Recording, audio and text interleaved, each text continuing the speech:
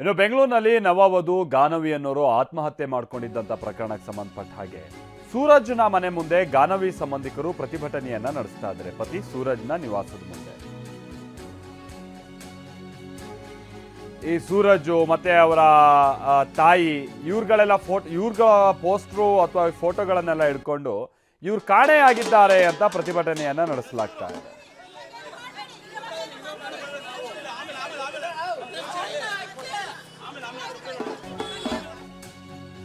ವಿಷಯ ಅಂತ ಅಂದ್ರೆ ಗಾನವಿಯ ಮೃತದೇಹವನ್ನ ನೋಡೋದಕ್ಕೆ ಪತಿ ಸೂರಜ್ ಬಂದಿಲ್ಲ.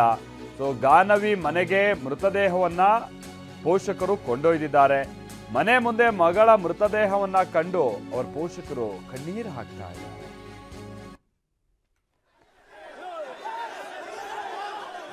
ನೋಡಿ, ಗಾನವಿ ಸಂಬಂಧಿಕರು ಒಂದ್ ಕಡೆ ಪ್ರತಿಭಟಿಸ್ತಾ ಇದ್ದಾರೆ. ಪೋಸ್ಟರ್ಗಳನ್ನೆಲ್ಲ ಹಿಡಿದು ಗಾನವಿಯ ಪತಿ ಸೂರಜ್ ಹಾಗೆ ಸೂರಜ್ನ ತಾಯಿ ಇವರೆಲ್ಲ ಕಾಣೆಯಾಗಿದ್ದಾರೆ ಅಂತ ಹೇಳ್ಕೊಂಡು ಪ್ರತಿಭಟಿಸ್ತಾ ಇದ್ದಾರೆ. ತನ್ನ ಮಗಳ ಸಾವಿಗೆ ಇವ್ರುಗಳೇ ಕಾರಣ ಅನ್ನುವಂಥದ್ದು ಗಾನವಿ ಅವರ ಪೋಷಕರು ಹಾಗೆ ಅವರ ಕುಟುಂಬಸ್ಥರು ಮಾಡ್ತಾ ಇರುವಂಥ ಆರೋಪ. ಬಹಳ ಸಂಖ್ಯೆಯಲ್ಲಿ ಜನ ಕೂಡ ಸೇರಿದ್ರು. ಪೊಲೀಸರು ಕೂಡ ಒಂದು ಹಂತದಲ್ಲಿ ಈ ಸನ್ನಿವೇಶ ನಿಭಾಯಿಸುವಂಥ ನಿಟ್ಟಿನಲ್ಲಿ ಬಹಳ ಹರಸಾಹಸ ಪಡಬೇಕಾದಂಥ ಸನ್ನಿವೇಶ ಬಂತು.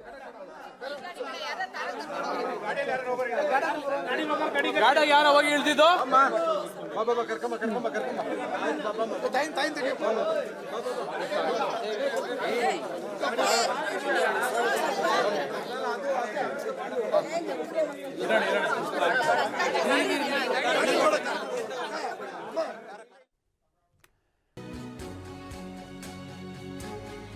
ಈ ಸೂರಜ್ ಮತ್ತೆ ಅವರ ತಾಯಿ ಇವ್ರುಗಳೆಲ್ಲ ಇವ್ರ ಪೋಸ್ಟ್ರು ಅಥವಾ ಫೋಟೋಗಳನ್ನೆಲ್ಲ ಹಿಡ್ಕೊಂಡು ಇವ್ರು ಕಾಣೆಯಾಗಿದ್ದಾರೆ ಅಂತ ಪ್ರತಿಭಟನೆಯನ್ನ ನಡೆಸಲಾಗ್ತಾ ಇದೆ.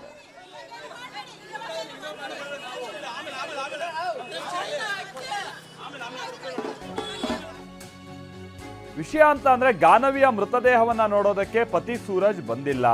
ಸೊ ಗಾನವಿ ಮನೆಗೆ ಮೃತದೇಹವನ್ನ ಪೋಷಕರು ಕೊಂಡೊಯ್ದಿದ್ದಾರೆ. ಮನೆ ಮುಂದೆ ಮಗಳ ಮೃತದೇಹವನ್ನ ಕಂಡು ಅವರ ಪೋಷಕರು ಕಣ್ಣೀರು ಹಾಕ್ತಾ ಇದ್ದಾರೆ.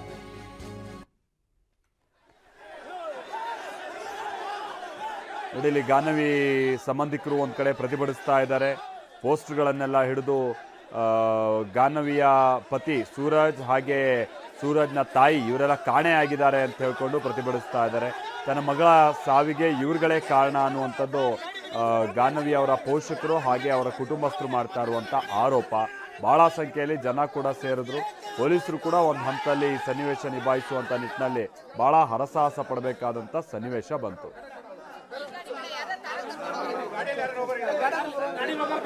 ಯಾರ ಹೋಗಿ ಇಳ್ದಿದ್ದು